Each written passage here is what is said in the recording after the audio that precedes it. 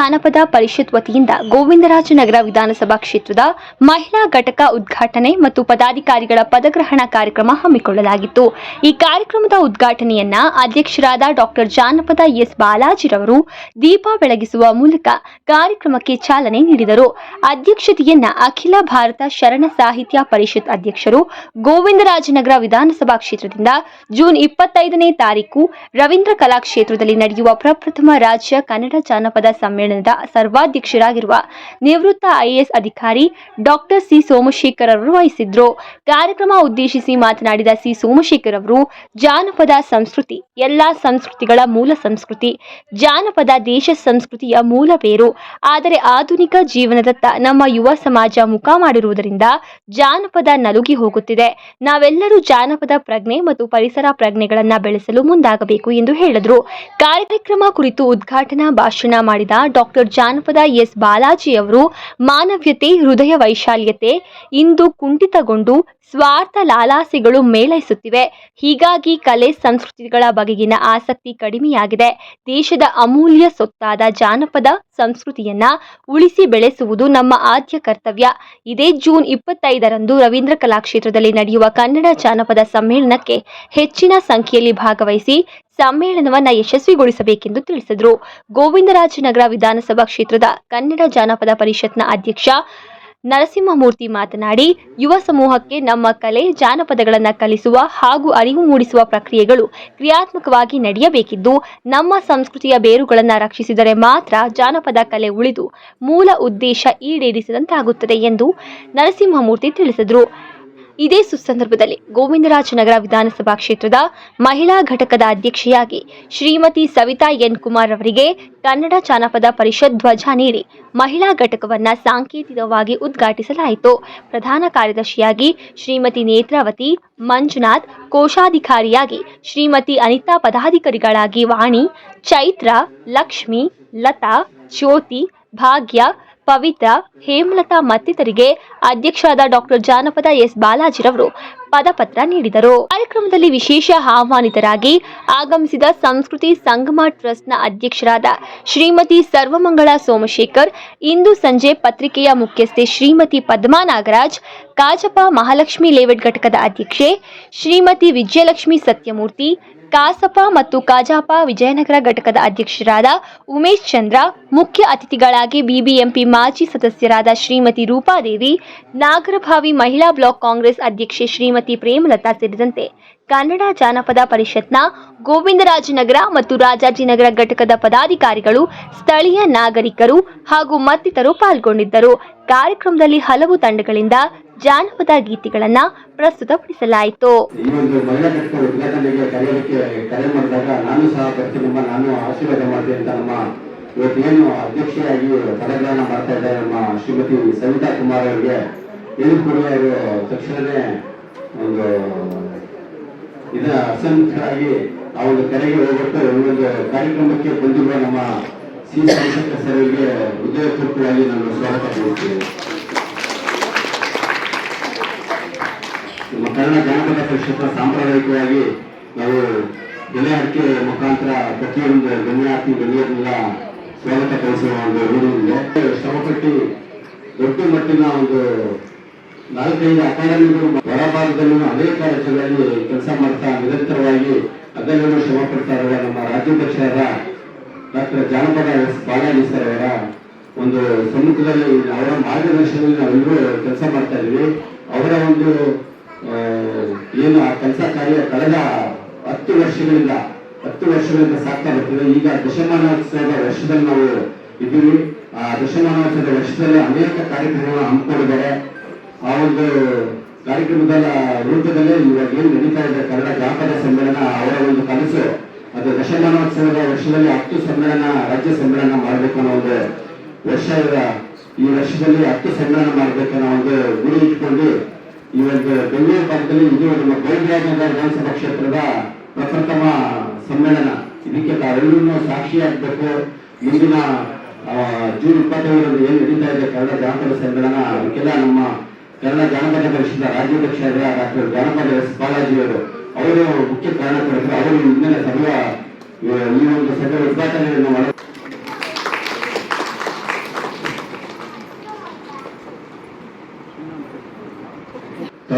ಮಾಡ್ತೀನಿ ಅಂತ ಅವರು ಫೋನ್ ಕರೆ ಮುಖಾಂತರ ಹೇಳಿದ್ದಾರೆ.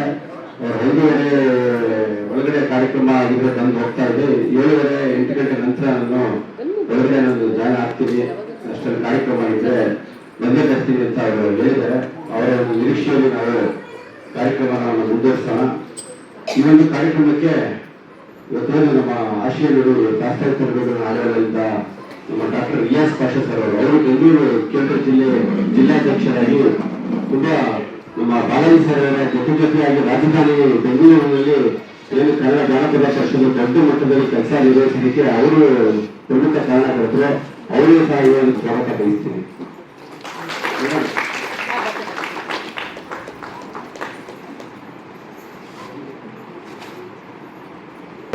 ಹಾಗೆ ನಮ್ಮ ಸೋಮಶೇಖರ್ ಸರ್ ಅವರ ಧರ್ಮಪತ್ನಿಯವರು ಜೊತೆಗೆ ಅವರು ಒಂದು ಸಂಘಟನೆ ಮಾಡ್ಕೊಂಡಿದ್ದಾರೆ, ಸಂಸ್ಕೃತಿ ಸಂಗಮ ಟ್ರಸ್ಟ್ ಅಂತ.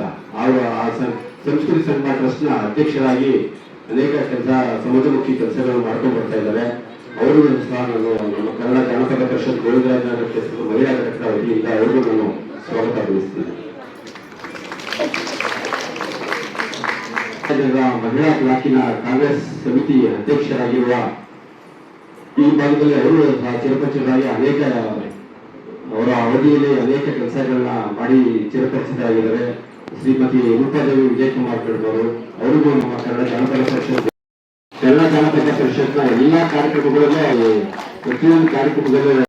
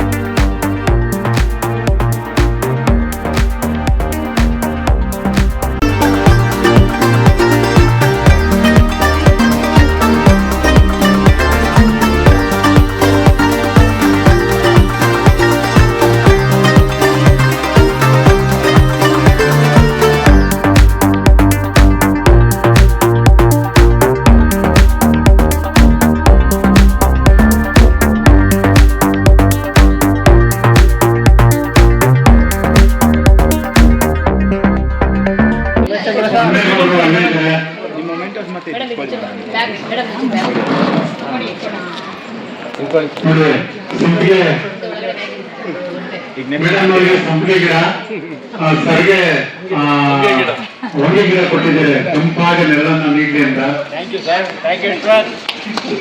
ಪರಿಸರ ದಿನಾಚರಣೆಯ ಶುಭಾಶಯಗಳು. ವಿಜಯನಗರ ವಿಧಾನಸಭಾ ಕ್ಷೇತ್ರದ ಅಧ್ಯಕ್ಷರು, ಸಾಹಿತ್ಯ ಪರಿಷತ್ ಹಾಗೂ ಜನಪದ ಪರಿಷತ್ ಆಗಿದ್ದಾರೆ ಉಮೇಶ್ ಮತ್ತು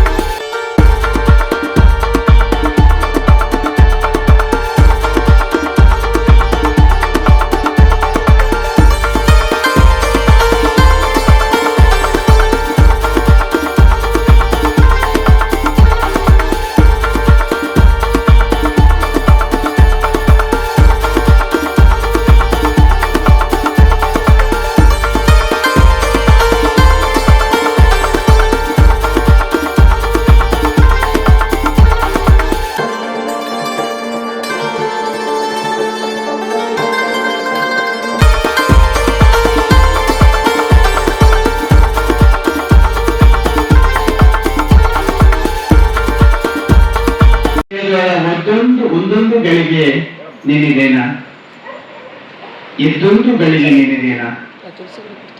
ಇವತ್ತು ವಿಶ್ವ ಪರಿಸರ ದಿನ.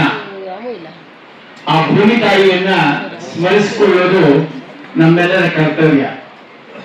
ನೋಡಿ, ಜಾನಪದ ಕವಿ ಎಷ್ಟು ಸೊಗಸಾಗಿ ಹೇಳ್ತಾನೆ, ನಾವು ಬೆಳಗಾಗಿ ಎದ್ದು ಯಾರು ನೆನಿಬೇಕು? ನಾವು ಒಂದು ನಮಗೆ ಜನ್ಮ ಕೊಟ್ಟಂತಹ 9 ತಿಂಗಳ ಕಾಲ ತನ್ನ ಗರ್ಭದಲ್ಲಿ ಇಟ್ಟುಕೊಂಡು ರಕ್ಷಣೆ ಮಾಡಿ ನಮಗೆ ಜನ್ಮ ಕೊಟ್ಟಂತಹ ಹೆತ್ತ ತಾಯಿಯನ್ನು ನೆನೆಯಬೇಕು. ಇಡೀ ಜಗತ್ತಿನ ಮೂಲ ಜೀವದ್ರವ್ಯವಾದಂತಹ ಭೂಮಿ ತಾಯಿಯನ್ನು ನೆನೆಯಬೇಕು. ಇದು ಜಾನಪದ ಸಂಸ್ಕೃತಿ. ಇಂತಹ ಜಾನಪದ ಸಂಸ್ಕೃತಿಯನ್ನ ಇಡೀ ನಾಡಿನಾದ್ಯಂತ ಪ್ರಸಾರ ಮಾಡಬೇಕೆಂಬ ಹೆಬ್ಬಯಕೆಯಿಂದ ನನ್ನ ಆತ್ಮೀಯ ಗೆಳೆಯರಾದ ಬಾಲಾಜಿಯವರು ಕನ್ನಡ ಜಾನಪದ ಪರಿಷತ್ತನ್ನ ಸ್ಥಾಪನೆ ಮಾಡಿ, ಗೆಳೆಯ ನಮ್ಮ ಪಾಷಾರವರು ನರಸಿಂಹಮೂರ್ತಿಯವರು ಹೇಳಿದ ಹಾಗೆ, ಅಶ್ವಥ್ ನಾರಾಯಣ ಅವರು ಹೇಳಿದ ಹಾಗೆ ಮಿಂಚಿನಂತೆ ಸಂಚಾರ ಮಾಡ್ತಾ ಇದ್ದಾರೆ. ನಾಡಿನ ಎಲ್ಲ ಭಾಗಗಳಿಗೆ ಹೋಗಿ ಜಾನಪದ ಸಂಸ್ಕೃತಿಯ ಬೀಜವನ್ನ ಬಿತ್ತುತ್ತಾ ಇದ್ದಾರೆ. ಜಾನಪದ ಸಂಸ್ಕೃತಿಯೇ ಎಲ್ಲ ಸಂಸ್ಕೃತಿಗಳ ಮೂಲ ಜೀವದ್ರವ್ಯ, ಮೂಲ ಬೇರು. ಅಂತಹ ಜಾನಪದ ಸಂಸ್ಕೃತಿ, ಅದರಿಂದ ಎಲ್ಲ ಸಾಹಿತ್ಯ ಬಂದದ್ದು ಜಾನಪದ ಸಂಸ್ಕೃತಿಯಿಂದಲೇ, ಜಾನಪದ ಸಾಹಿತ್ಯದಿಂದಲೇ. ಏಕೆಂದ್ರೆ ಜಾನಪದ ಸಾಹಿತ್ಯ ಹುಟ್ಟಿದ್ದು ಶಾಸ್ತ್ರೀಯ ನೆಲೆಯಲ್ಲಿ ಅಲ್ಲ, ಕಾಯಕದ ನೆಲೆಯಲ್ಲಿ, ಬೆವರಿನ ಸಂಸ್ಕೃತಿಯಲ್ಲಿ, ಶ್ರಮದ ಸಂಸ್ಕೃತಿಯಲ್ಲಿ. ನಮ್ಮ ಹೆಣ್ಣು ಮಕ್ಕಳು ಭೂಮಿಗೆ ಬೀಜದ ಸ್ಪರ್ಶವನ್ನು ಕೊಡುವಾಗ, ಮನೆಯೊಳಗೆ ಮಾಡುವ ಸಣ್ಣ ಸಣ್ಣ ಕಾಯಕಗಳ ಸಂದರ್ಭದಲ್ಲಿ ತಮ್ಮ ಬೇಸರವನ್ನ ಕಲಿಯಲಿಕ್ಕಾಗಿ ಸಹಜವಾಗಿ ಹುಟ್ಟಿಕೊಂಡಂತಹ ಅಂತರಂಗದ ಅನುಭವದ ಹಾಡುಗಳು ಜನಪದ ಗೀತೆ. ಇದು ಪಂಡಿತರ ಕಾವ್ಯವಲ್ಲ, ಸಾಮಾನ್ಯ ಜನರ ಹೃದಯವನ್ನು ಮುಟ್ಟುವಂತಹ ಒಂದು ಪ್ರೀತಿಯ ಭಾವಗೀತೆ. ಅಂತಹ ಜಾನಪದ ಸಂಸ್ಕೃತಿಯನ್ನ ನನ್ನ ಗೆಳೆಯ ಬಾಲಾಜಿ ಅವರ ಬಗ್ಗೆ ಎಷ್ಟು ಹೇಳಿದ್ರು ಕಡಿಮೆ. ವೇದಿಕೆ ಮೇಲೆ ಎಲ್ಲರೂ ಇದ್ದೀರಿ, ಎಲ್ಲರಿಗೆ ನನ್ನ ಹೃತ್ಪೂರ್ವಕ ಅಭಿನಂದನೆ ಸಲ್ಲಿಸ್ತೇನೆ. ಸಮಯವಿಲ್ಲ. ಮತ್ತು ಇವತ್ತು ಶ್ರೀಮತಿ ಸವಿತಾ ಕುಮಾರ್ ಅವರು ಮತ್ತು ಅವರ ಕ್ಯಾಬಿನೆಟ್ ಇವತ್ತು ರಚನೆ ಆಗಿದೆ. ಹಾಗಾಗಿ ಸವಿತಾ ಕುಮಾರ್ ಅವರ ಬನ್ನಿ. ಅವರ ಎಲ್ಲ ತಂಡದ ಸದಸ್ಯರು, ಕಾರ್ಯದರ್ಶಿಗಳು, ಈ ಗೋವಿಂದರಾಜ ನಗರದ ವ್ಯಾಪ್ತಿಯ ಕೋಶಾಧ್ಯಕ್ಷರು, ಇವನ್ನೆಲ್ಲ ಅವರು ಆಯ್ಕೆ ಮಾಡಿಕೊಂಡಿದ್ದಾರೆ. ಇದು ಪದಗ್ರಹಣ ಅಲ್ಲ, ಇದು ಸೇವಾ ದೀಕ್ಷೆ. ಇನ್ನು ಮುಂದೆ ಪದಗ್ರಹಣ ಅಂತ ಪದ ಉಪಯೋಗಿಸೋಣ. ಪದಕ್ಕೆ ಗ್ರಹಣ ಇಡೋದು ಬೇಡ. ನಿಜ, ಜನಪದ ದೀಕ್ಷೆ ಸರಿ, ಜನಪದ ದೀಕ್ಷೆ ಅನ್ನುವಂಥದ್ದು ಸರಿ.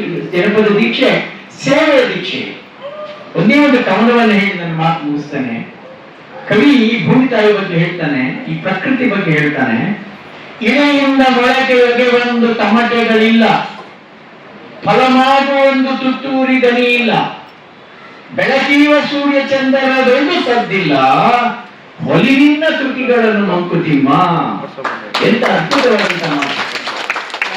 ನಮಗೆ ಅನ್ನವನ್ನು ಕೊಡ್ತಕ್ಕಂಥ ಭೂಮಿ ತಾಯಿ ಯಾವಾಗಾದ್ರೂ ನಮ್ಮನ್ನ ನಿರೀಕ್ಷೆಯಿಂದ ನನಗೆ ಪ್ರಶಸ್ತಿ ಪಡೆಯಲು ಭೂಮಿ ತಾಯಿ ಅಕ್ಕಿ ಹಾಕೊಂಡಿರಲ್ಲ. ಆಕಾಶದಲ್ಲಿ ಸೂರ್ಯ ಪ್ರಖರವಾದ ಬೆಳಕನ್ನು ಕೊಡ್ತಕ್ಕಂಥ ಸೂರ್ಯ ಬೆಳಿಗ್ಗೆ ಸರಿಯಾದ ಸಮಯಕ್ಕೆ ಎದ್ದೇಳ್ತಾನೆ. ಅವನೇನಾದ್ರೂ ರಜೆ ಮೇಲೆ ಯಾವತ್ತಾದ್ರೂ ಹೋಗಿದಾಗೆ, ಚಂದ್ರ ನೈಟ್ ಡ್ಯೂಟಿ ಸಾಕಾಗ್ಬಿಟ್ಟಿದೆ ನನಗೆ, ಸೂರ್ಯ ನೀನೇ ಈ ಕೆಲಸವನ್ನ ಮಾಡು ಅಂತ ಹೇಳಿ ನಮ್ಮ ಸರ್ಕಾರಿ ಸೇವೆ IAS ಅಧಿಕಾರಿಯಾಗಿ ಗೊತ್ತಿದೆ, ಅಡಿಷನಲ್ ಚಾರ್ಜ್ ಕೊಡ್ತಾರೆ. ಹಾಗೆ ಸೂರ್ಯ ಚಂದ್ರನಿಗೆ ಅಡಿಷನಲ್ ಚಾರ್ಜ್, ಚಂದ್ರ ಅಡಿಷನಲ್ ಚಾರ್ಜ್, ಸೂರ್ಯನಿಗೆ ಅಡಿಷನಲ್ ಚಾರ್ಜ್ ಕೊಟ್ರೆ ಹೀಗಾಗುತ್ತೆ. ಒಂದು ಸಸಿಯಿಂದ ಹೂ ಬಿಡುವಾಗ ಶಬ್ದವಿಲ್ಲ, ಹೂವು ಕಾಯಾಗುವಾಗ ಶಬ್ದವಿಲ್ಲ, ಕಾಯಿ ಹಣ್ಣಾಗುವಾಗ ಶಬ್ದ ಇಲ್ಲ. ಆದರೆ ಈ ಮನುಷ್ಯ ಮಾತ್ರ ಎಲ್ಲಕ್ಕೂ ಶಬ್ದ, ಎಲ್ಲಕ್ಕೂ ಪ್ರಶಸ್ತಿಗಳು. ನೋಡಿ, ಈಗಾಗಲೇ ಅವರು ಕವನವನ್ನು ಓದುದು, ಈ ಮನ್ನಣೆಯ ದಾಹ ಯಾವ ಮಟ್ಟಕ್ಕೆ ಅಪಘಾತಗಳನ್ನ, ದುರಂತಗಳನ್ನು ಈಡು ಮಾಡುತ್ತೆ ಅನ್ನೋ ಮಾತನ್ನು ಅವರು ಹೇಳಿದರು. ಈ ಸಂದರ್ಭದಲ್ಲಿ ಹೊಸದಾಗಿ ಗೋವಿಂದನಗರದ ಘಟಕದ ಎಲ್ಲ ಅಧ್ಯಕ್ಷರಿಗೆ, ಪದಾಧಿಕಾರಿ ಅಭಿನಂದನೆ ಸಲ್ಲಿಸಿ, ವೇದಿಕೆ ಮೇಲಿರ್ತಕ್ಕಂಥ ಎಲ್ಲ ಗಣ್ಯರಿಗೆ ನನ್ನ ಗೌರವ ಸಮರ್ಪಣೆ ಮಾಡಿ, ವಿಶೇಷವಾಗಿ ಬಾಲಾಜಿಯವರು ಅವ್ರಿಗೆ ಭಗವಂತ ಒಳ್ಳೆ ಆಯುಷ್ಯ ಆರೋಗ್ಯವನ್ನು ಕೊಡ್ಲಿ. ಬಾಲಾಜಿ ಅಂತ ಹೆಸರಿಟ್ಕೊಂಡಿದ್ದಾರೆ. ಬಾಲಾಜಿ ಅಂದ್ರೆ ಯಾರು ಹೇಳಿ? ವೆಂಕಟೇಶ್ವರ ಅವರ ಶ್ರೀರಕ್ಷೆ ಅವರಿಗಿದೆ. ಹಾಗಾಗಿ ಇಡೀ ನಾಡಿನಾದ್ಯಂತ ಅಲ್ಲ, ರಾಷ್ಟ್ರದಾದ್ಯಂತ ಜಾನಪದ ಸಂಸ್ಕೃತಿಯ ಸೌರಭವನ್ನು ಬೀರೋಣ. ದೆಹಲಿಯಲ್ಲೂ ಸಹ ಒಂದು ಜಾನಪದ ಸಂಭ್ರಮದ ಮೇಳವನ್ನು ಮಾಡೋಣ ಅನ್ನೋ ಮಾತನ್ನು ಹೇಳ್ತಾ, ನಿಮಗೆಲ್ಲರಿಗೂ ಒಂದು ವಿಶೇಷವಾಗಿ ನಮ್ಮ ರೂಪ ದೇವರು ಬಂದಿದ್ದಾರೆ. ಅವರು ಇಲ್ಲಿನ ಮಹಾನಗರ ಪಾಲಿಕೆ ಸದಸ್ಯರಾಗಿ ಸದಾ ಹಸನ್ಮುಖಿಗಳು, ತುಂಬಾ ಚೈತನ್ಯಶೀಲ ಕೆಲಸ ಮಾಡ್ತಾ ಇದ್ದಾರೆ. ಅವರಿಗೆ ಮತ್ತು ವೇದಿಕೆ ಮೇಲೆ ಎಲ್ಲರಿಗೆ ನನ್ನ ನಮ್ಮನ್ನು ಸಲ್ಲಿಸಿ ನನ್ನ ಮಾತು ಮುಗಿಸ್ತೇನೆ. ನಮಸ್ಕಾರ. ಆಡಿದರು ಆಟ ಆ 11 ಜನ, ಆಡಿದರು ಆಟ ಆ 11 ಜನ, ಏರಿದರು ಚಟ್ಟ ಈ 11 ಜನ. ಆಡಿದರು 11 ಕ್ರಿಕೆಟ್ ಆಟ, ಆಡಿದರು 11 ಕ್ರಿಕೆಟ್ ಆಟ, ಆಡಿದರು 11 ವಿಧಿಯ ಆಟ. ಅವರು ಆಡಿದರು ಕ್ರಿಕೆಟ್ ಮೈದಾನದಲ್ಲಿ, ಇವರು ಮಡಿದರು ಕ್ರಿಕೆಟ್ ಮೈದಾನದಲ್ಲಿ. ಅವರನ್ನು ಅಭಿನಂದಿಸಿದರು ಕುಂಕುಮವಿಟ್ಟು, ಇವರನ್ನು ಬೀಳ್ಕೊಟ್ಟರು ವಿಭೂತಿ. ಅವರಿಗೂ ಸಿಕ್ಕಿತ್ತು ಸಿಎಂ ಪುರಸ್ಕಾರ, ಇವರಿಗೂ ದೊರೆಯಿತು ಸಿಎಂ ಪರಿಹಾರ. ಅವರನ್ನು ಸ್ವಾಗತಿಸಿದರು ಆನಂದ ಬಾಷ್ಪತಿ, ಇವರನ್ನು ತೊರೆದರು ಅಶ್ರು ಸಂತಾಪ. ಅವರು 11, ಇವರು 11.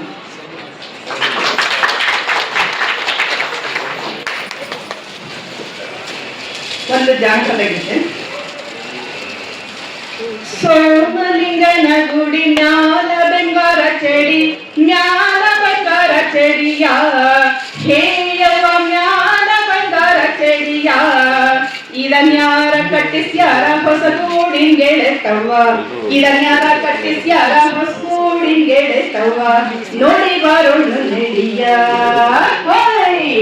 ಸೋಮಲಿಂಗನ ಗುಡಿ ಮ್ಯಾಲ ಬಂಗಾರ ಚೆಡಿ, ಮ್ಯಾಲ ಬಂಗಾರ ಚೆಡಿಯ, ಹೇಯವ ಮ್ಯಾಲ ಬಂಗಾರ ಚೆಡಿಯ, ಇದನ್ಯಾರ ಕಟ್ಟಿಸ್ಯಾರ ಹೊಸ್ಕೂಡಿಂಗೆಳೆತವ್ವ, ಇದನ್ಯಾರ ಕಟ್ಟಿಸ್ಯಾರ ಹೊಸ್ಕೂಡಿಂಗೆಳೆತವ್ವ, ನೋಡಿ ಬಾರೋಣ ನೆಡಿಯ.